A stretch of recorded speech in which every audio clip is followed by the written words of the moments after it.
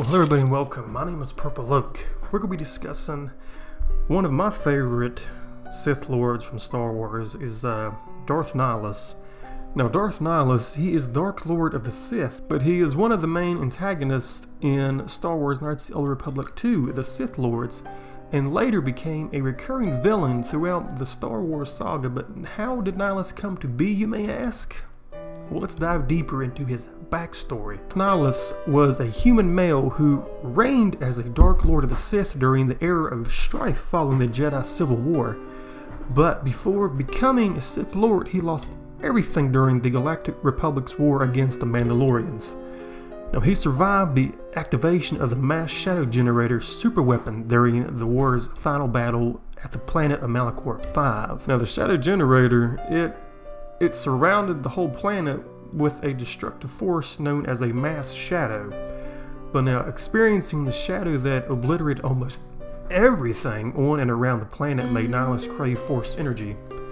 Now, the affliction painfully ravaged his body, but while it basically rendered him a wound in the force.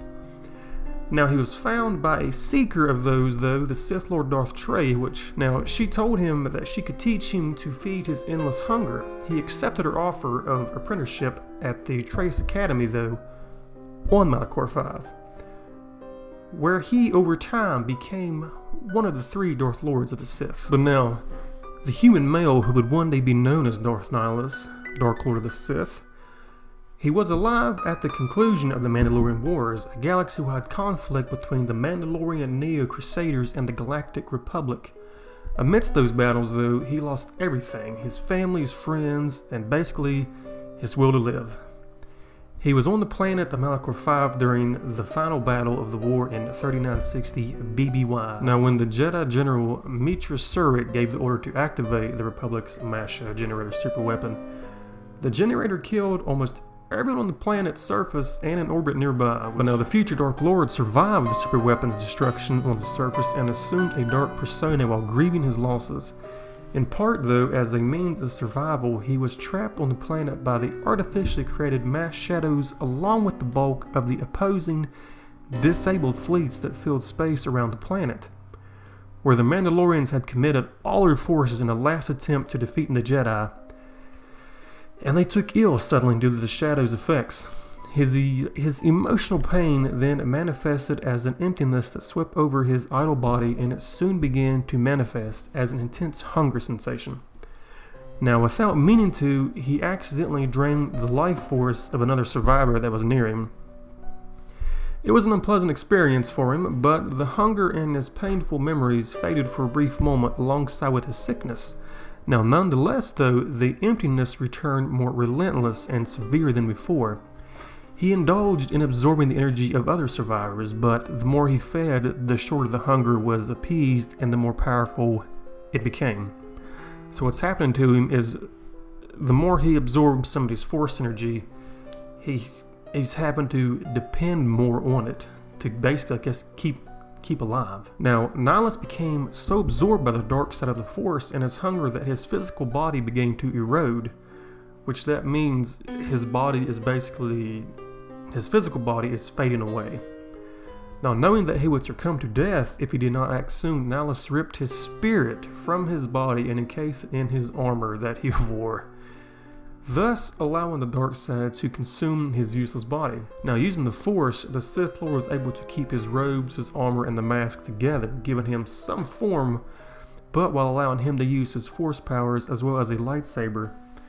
Apart from that, he no longer had a physical form and became simply a ghost, really. I mean, that's all he became. He's just a robes, a mask, and whatever else he had on him. Now, additionally, the Dark Lord constructed a cubic holocron at some point that contained a sum of Sith knowledge and a number of their secrets. But that's just a little backstory of how Darth Nihilus came to be. Now, personality-wise, Nihilus is always determined to gain more power. He believes that death is life's only purpose and power is the way of gaining it. Now, he's very cautious, but he is also highly aggressive, refusing to allow anything to threaten his power.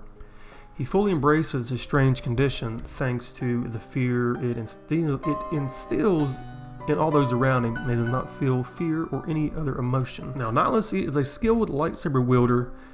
He uses an aggressive fighting style, and he's very powerful in the dark side of the Force. While he is extremely knowledgeable in the powerful arts of the Sith, to the point he is able to remove his spirit from his body and to escape death. But Nihilus suffers from a dependence. He must feed on Force energy to restore himself, which will make him stronger. However, this hunger does control Nihilus, and it increases in intensity each time he feeds, to the point that he instinctively feeds on everyone around him. Just Nihilus talking is able to unleash suffering and death on others, as well as turning people into complete mutated slaves that do his bidding. But alright everybody, that is a little backstory on Darth Nihilus.